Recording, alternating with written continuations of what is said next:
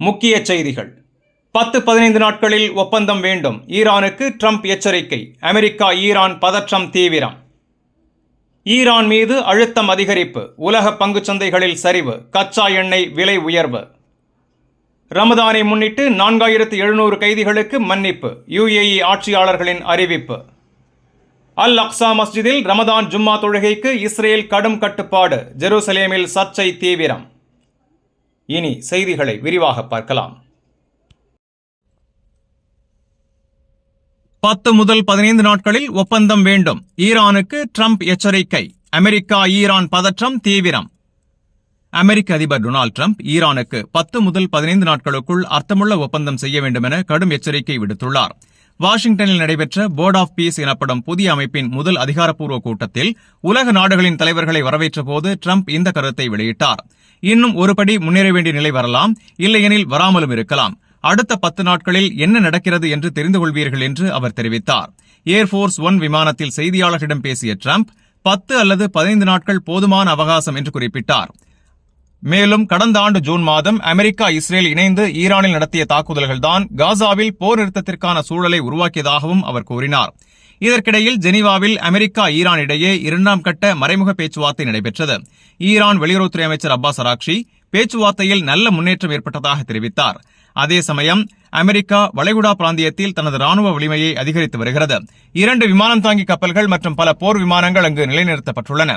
இந்த நிலையில் ஈரான் உச்ச தலைவர் அயத்துல்லா அலி கமேனி அமெரிக்கா போர்க்கப்பலை அனுப்புவது ஆபத்தானது, ஆனால் அந்த கப்பலை கடலடிக்கு அனுப்பக்கூடிய ஆயுதம் இன்னும் ஆபத்தானது என கடும் பதிலடி கருத்தை தெரிவித்துள்ளார்.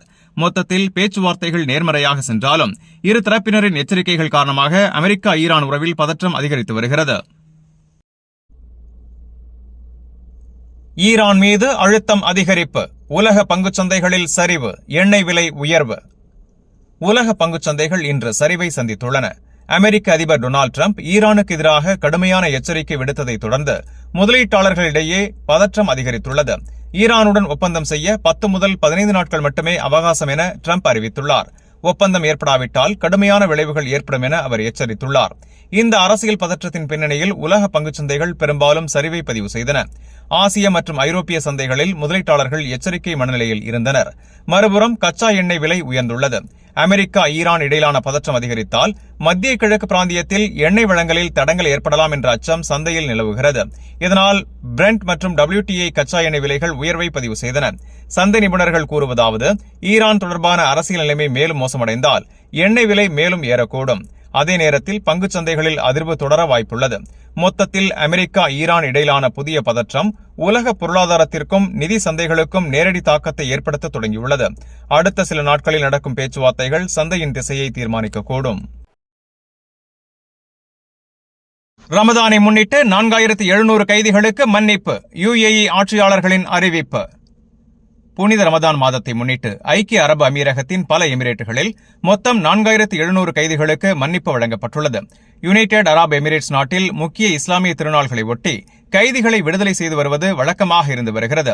துபாய் எமிரேட்டில் ஆட்சியாளர் முகமது பின் ராஷித் அல் மக்தூம் 1856 கைதிகளுக்கு மன்னிப்பு வழங்கியுள்ளார். அதேபோல் அபுதாபி ஆட்சியாளரும் UAE அதிபருமான Mohammed bin Zayed Al Nahyan 1440 கைதிகளை விடுதலை செய்ய உத்தரவிட்டுள்ளார். மேலும் கைதிகளின் தண்டனைக்கான நிதி தொடர்பான பொறுப்புகளை அரசு ஏற்கும் என்றும் அறிவிக்கப்பட்டுள்ளது. ஷார்ஜாவில் 738 பேர், ராசல் ஹைமாவில் 407 பேர், அஜ்மானில் 135 பேர், ஃபுஜைராவில் 125 பேர் என மன்னிப்பு வழங்கப்பட்டுள்ளதாக அரசு செய்தி நிறுவனம் WAM தெரிவித்துள்ளது. ரமதான் அல்லது ஈத் மன்னிப்புக்கு விண்ணப்பிக்க சம்பந்தப்பட்ட எமிரேட்டின் ஆட்சியாளரிடம் தேவையான ஆவணங்களுடன் மனு சமர்ப்பிக்க வேண்டும்.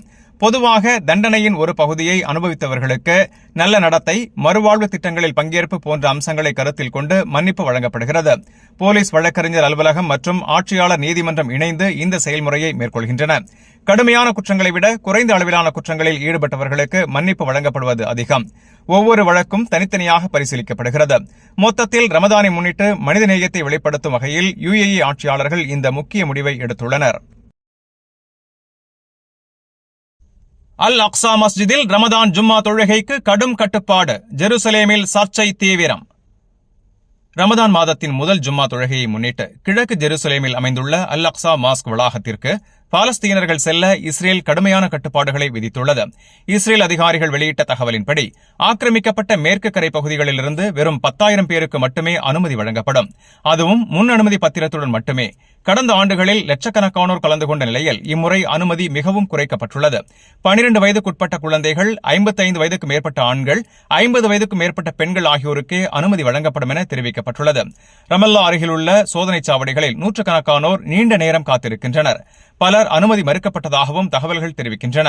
அல் ஜசீரா வெளியிட்ட தகவலின்படி மேற்கு கரையில் 33 லட்சத்திற்கும் அதிகமான மக்கள் வசித்து வருகின்றனர். அவர்களில் வெறும் 10,000 பேருக்கு மட்டுமே அனுமதி வழங்கப்படுவது கடலில் ஒரு துளி என விமர்சிக்கப்படுகிறது. ரமதான் ஜும்மா தொழுகை என்பது உலக முஸ்லிம்களுக்கு மிக புனிதமான தருணம். அத்தகைய நேரத்தில் புனித தலத்திற்கு செல்லும் வாய்ப்பை இவ்வாறு கடுமையாக கட்டுப்படுத்துவது மத சுதந்திரத்துடன் தொடர்புடைய கேள்விகளை எழுப்புகிறது.